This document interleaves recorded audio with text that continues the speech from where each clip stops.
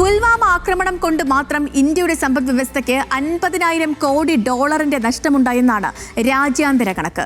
ഇന്നത്തെ മൂല്യത്തിൽ 42 ലക്ഷം കോടി രൂപ വരുമത്. അന്നത്തെ കണക്കിൽ 23 ലക്ഷം കോടി രൂപയും. പുൽവാമയിലെ തിരിച്ചടിയുടെ ചെലവിനെ പഹൽഗാമുമായി തട്ടിച്ചു നോക്കാൻ കഴിയില്ല. അങ്ങനെ ഒരു തിരിച്ചടിക്ക് ഇന്ത്യ തീരുമാനിച്ചാൽ യുദ്ധമായി മാറുമെന്നാണ് പാകിസ്ഥാൻ മന്ത്രിമാരെല്ലാം ആവർത്തിച്ചു പറയുന്നൊരു കാര്യം.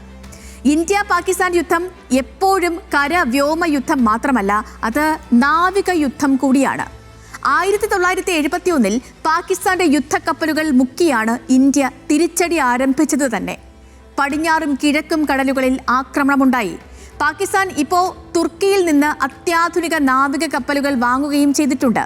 അതുകൊണ്ട് തന്നെ നാവിക ആക്രമണം ഇന്ത്യ പാകിസ്ഥാൻ യുദ്ധത്തിന്റെ ഭാഗമാകും എന്ന് കരുതുന്നവരാണ് ഏറെയും.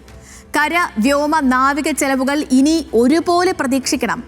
Centre for aerospace and security സ്റ്റഡീസിന്റെ കണക്കുകൾ അനുസരിച്ച് 4 ആഴ്ചത്തെ യുദ്ധം കൊണ്ട് മാത്രം ഇന്ത്യയുടെ സമ്പദ് വ്യവസ്ഥയിൽ 75,000 കോടി രൂപയുടെ നഷ്ടമുണ്ടാകും. സമ്പദ് വ്യവസ്ഥ ഇപ്പോൾ 4.25 ലക്ഷം കോടി രൂപയുടേതാണ്. അതിൽ 1/6 വരുന്ന തുകയാണ് ഇടിയുക. ലോകത്തെ 3ാമത്തെ സാമ്പത്തിക ശക്തിയാകാനുള്ള കുതിപ്പിന്റെ വേഗം കുറയും എന്നതാണ് ആ തിരിച്ചടി. അങ്ങനെയെങ്കിൽ പാകിസ്ഥാനോ?